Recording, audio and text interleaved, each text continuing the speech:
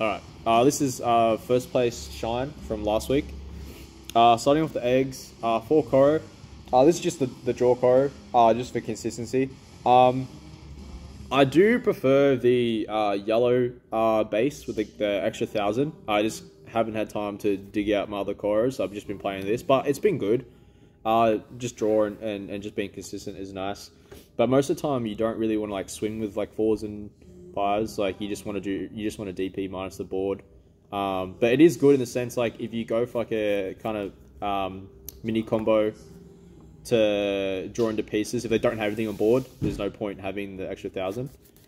But yeah, it's nice. Like you can play either one. It really just comes down to preference. For level 3s, I play 4 of the, I believe this is the BT15, BT13 Argo. I honestly think this is the best rookie in the deck, to be honest. Like, the fact that you can just hard plays for 3, and then bring out a Marcus, and kind of have, like, a Rush-esque effect, or, like, a hybrid, is really nice, because you can gain a bunch of memory off Marcuses, and then you can just, like, play this for 3. And then Inheritable, like, being able to pop 3k is also quite nice. All the Argo Inheritables are really nice in this deck, not gonna lie. So yeah, definitely max out at 4. And then I play 4 BT12 Argo. Pretty self-explanatory. There's always a 4 of in the deck because it just searches your top 4 and gets you Marcus and a Grey, so anything like 4, 5, or 6s. I can search Ruin mode, which is also very nice because it shows Burst mode, which is also very nice.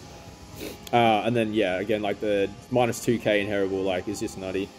Yeah, so definitely for that. Don't explain that. Just more consistency.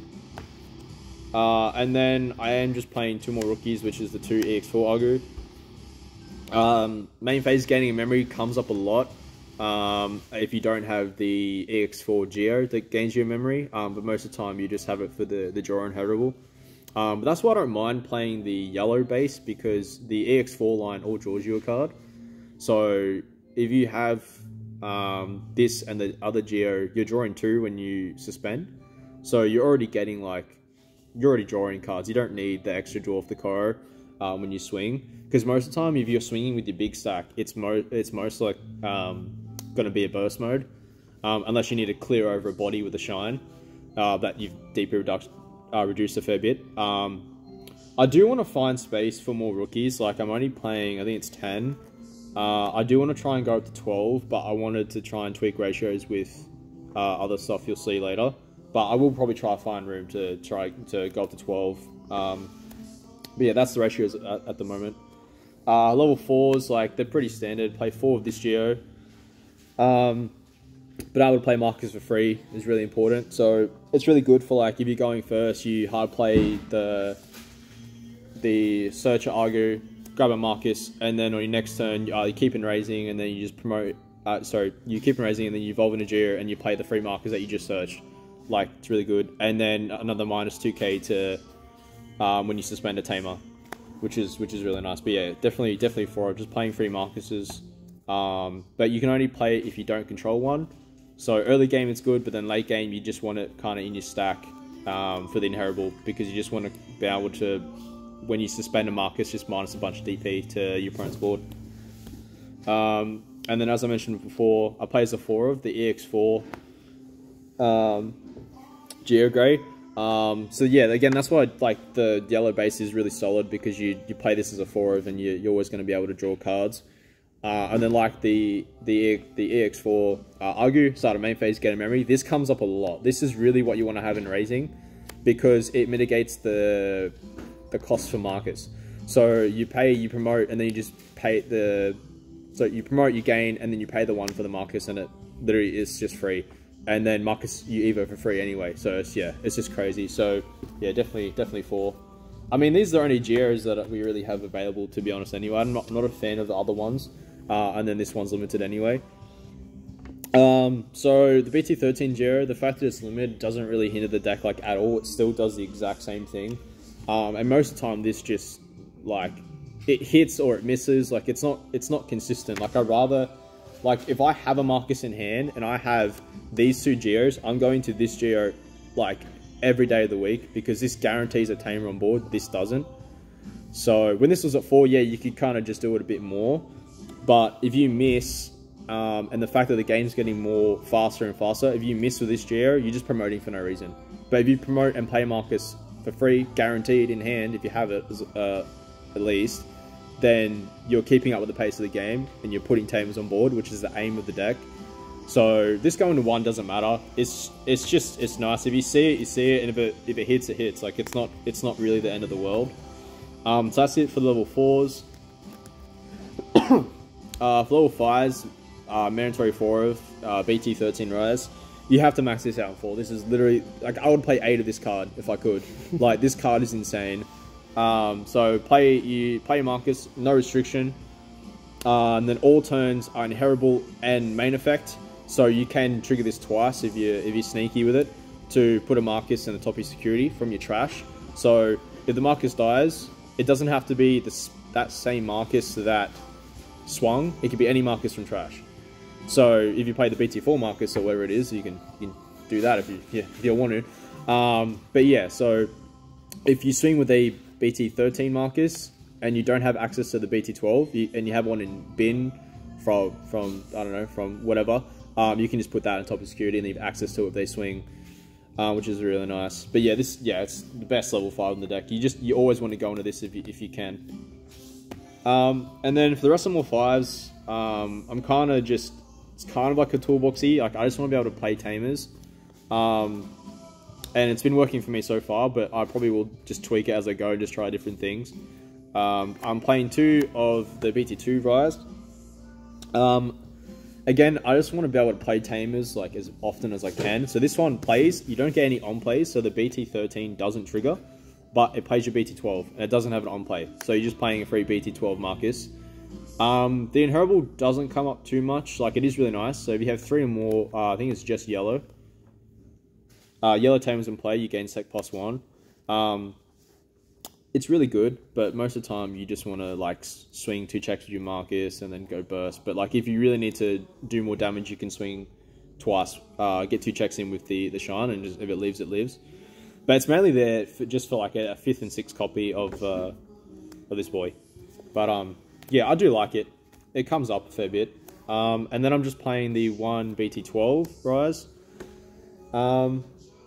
This is just decent utility. You can cut these for EX4. I really do like the EX4 Rise Grey. I might add that back and see how it goes, because that's just more DP minusing with its Digivolution and in terrible. But this is also good because it's technically a 2 cost. So if you have the Tamer, you gain a memory. So you Digivolve for 3 and then gain 1 back. Unfortunately, it doesn't work under like memory blockers and stuff, but you most of the time delete those anyway with BT13 Marcus. And it has the inheritable and main effect where all turns your Marcuses will go to top security if it's deleted. So it's just like pretty much an extra version of that. But the mainly there for the cheap costs. Like sometimes if you're at 2 and you can't go, you don't have a BT13 Marcus to gain back the extra memory for going into this Rise, because he'll play for 3. You go into this for 2, or if you're at 3 and you pay 1 for Marcus, you can't go into this if you don't have a BT13, because you just pass him at 1 and it's kind of mid.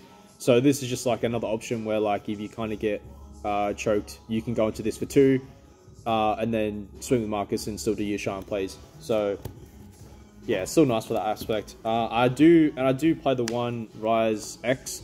I see a lot of decisions not playing this, but I like it as like a one-off, because you Digivolve for 1, and then you play a Tamer, and then also does DP minusing. For each Tamer, you can neg 2k. So it does come up because none of your 5s, apart from the EX4 one, which I don't play at the moment, neg DP. So this is just a nice like little utility card. It doesn't come up too much.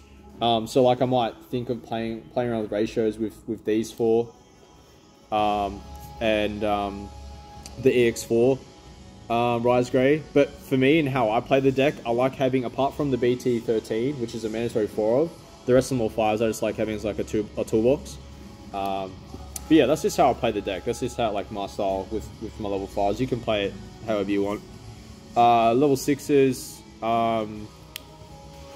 I don't think 4 is mandatory, but at least play 3 for this ShineGrey, because this is the main one you want to go into. This is kind of like the main facilitator of like your plays, when you give your Marcus security attack +1, extra 3k, minus the security by 3k for every tamer, which makes this Rise Grey a little bit better, because he's only 12, so it even minus the security like at least 9k, because you're most of the time going to have at least two or three tamers on the board. And then if you had the 3, you go for 2 checks, and their security's minus, so that most of the time you're living, unless you hit like an option or something, but you die anyway. Yeah, no, like this is the best level 6 that you want to see. Just be able to give sec +1, and also minus 3,000 for each tamer to one of the opponent's Digimon. So be able to then clear bodies is really good. And then for the one kind of spice option, I am playing the one BT2 Shine. This is really good because it helps you re-trigger your BT13 Marcuses. So when it digivolves, it does digivolve for 4, which is not the worst, because when you gain back memory anyway, so it's not that bad. So you neg 4k for every time suspended, and then because you're suspending your BT13 Marcuses, they're gaining a memory and negging something by 3k.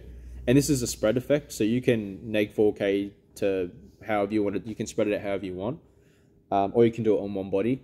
And then, yeah, then your Marcuses will trigger, and then they will gain your memory and neg more 3k. So this is just like a nice little option if your opponent goes wide and doing the other play, like checking security doesn't really do anything. If they're going like insanely wide, they're just going to swing, because you don't play blockers, right?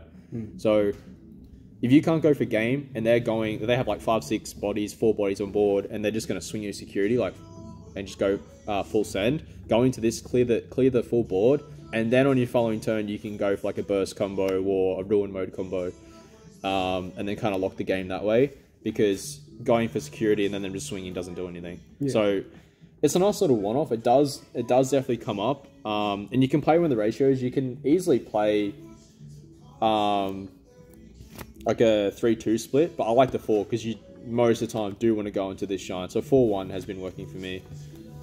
And then for the level 7s, I play the 2 burst mode. 1 is just not enough. You have to play 2. I would play 3, but 3 is just too cloggy. Like 2 is enough. It's insanely searchable. And with the EX4 package, you do draw into it as well. You don't necessarily need it, but like it does facilitate like an OTK. But yeah, I think 2 is fine. Like you can play 3 if you want. It just does also come down to preference. And then I am playing the 1 rule mode because it's rule mode, and it's searchable in this deck by more than one way. I think 1 is fine in the burst build, but if you're playing like a more control turbo build, then yeah, you play this at 3 or 4. But this is just nice to just like lock out games, especially if you clear the board with BT2 and then just kind of digivolve into this, because when the BT2, it's a really cool combo. So you can do this. So this suspends all tamers, right? So when you suspend your BT12 Marcus, it triggers its effective digivolve. So then you wipe the whole board, and then you digivolve into ruin mode, and then neg another 5k. And then if you haven't passed turn, you swing, and then neg 10k to the board. So it clears the whole board, and then if anything in back, it just dies. So yeah, it's pretty nice. You can go full send and play like a control build with like 3 to 4 of each of these, which I might give a go one day. But I think in the burst build, 1-1 is fine for like utility. Yeah, I like that. And then for tamers, which is, yeah, it's pretty standard. 4 BT13 markers, which I've mentioned multiple times. 5 cost doesn't really matter, you play them for free anyway. On play, neg something by 3, and then gain a memory if you have at least an Argue on the board. I believe, yeah, it's this Argue and Greymon. Yeah. Yeah, it's just really good. Like, you have to play it at 4.